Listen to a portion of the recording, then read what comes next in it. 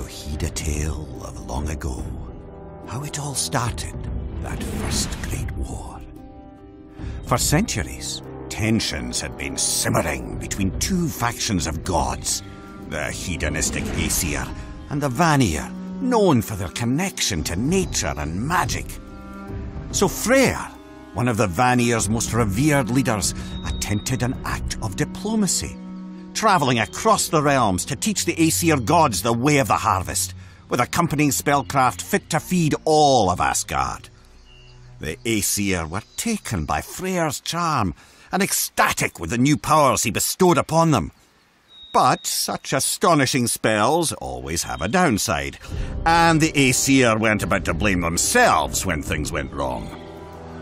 Instead, the hot-headed Aesir cast their blame on Freyr. Furious at the unpredictable magic, they tortured and even attempted to kill him. But the Vanir god wouldn't be undone so easily. He escaped and fled back home to Vanaheim. His family was incredulous with anger at what had happened. They swore revenge against Asgard. And thus began the first and most barbarous war between the gods.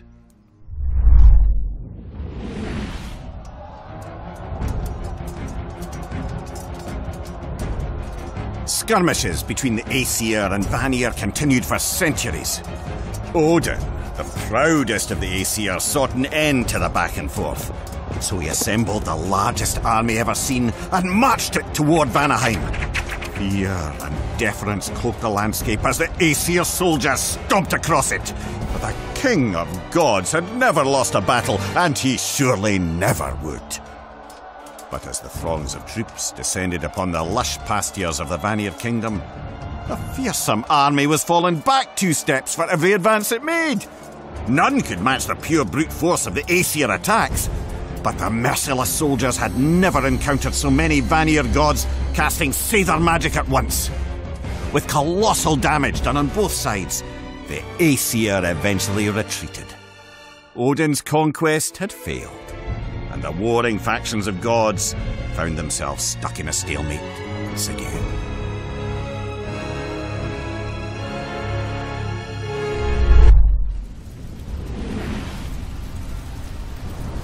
With Asgard and Vanaheim both ravaged, the two sides could only now consider what was once unthinkable: compromise. So Mimir, a particularly brilliant negotiator, was selected as the sole arbiter between the two sides, and he brokered an interesting solution. Freya, Freyr's sister, and the other leader of the Vanir would marry Odin, king of the Aesir. Struck by Freya's beauty, Odin readily agreed.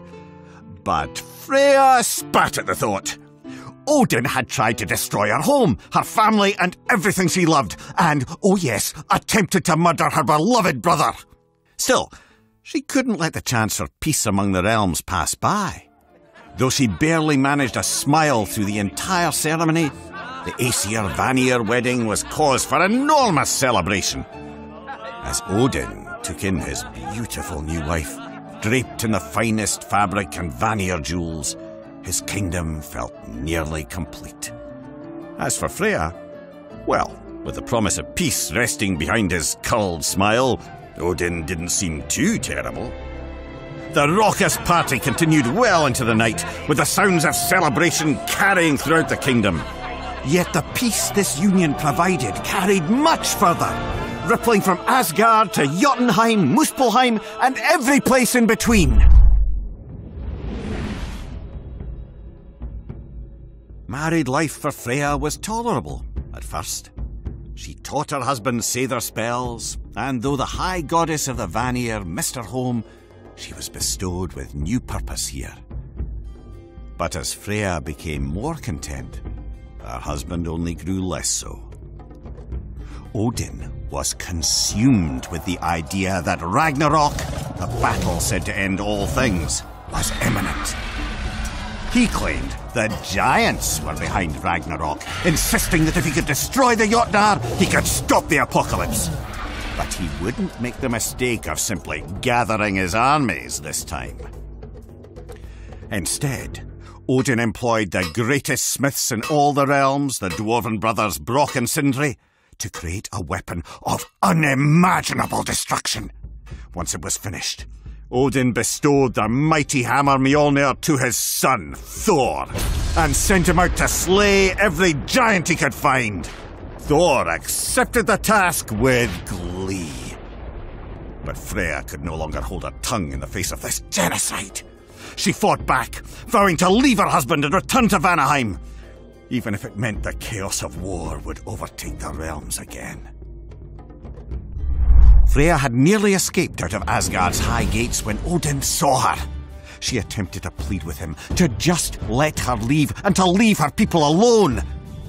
But any sympathy Odin might have once had was, like his sanity, lost long ago. Instead, the king of the Aesir blindsided her with a Seidr incantation. When Freya had taught him magic, it always seemed he was only humouring her. But he must have studied further, for Odin came up with a particularly creative and cruel spell. It not only banished her from Asgard, but also forbade her from raising her hand in combat, even in self-defense. Freya stammered, trying to counter with a spell of her own, but now, instead of casting magic, she was suffering its twisted effects. She felt warm and tired as her vision blurred. She stumbled, and then it all went black. When she awoke, Freya found herself far from Odin, but more distraught than ever. Now war would surely return. And with the Aesir in possession of the masterwork hammer, the end of her marriage might indeed mean the end of her people. Now her only hope was that, in time, some brave soul would finish what she could not, restoring balance and peace to the realms.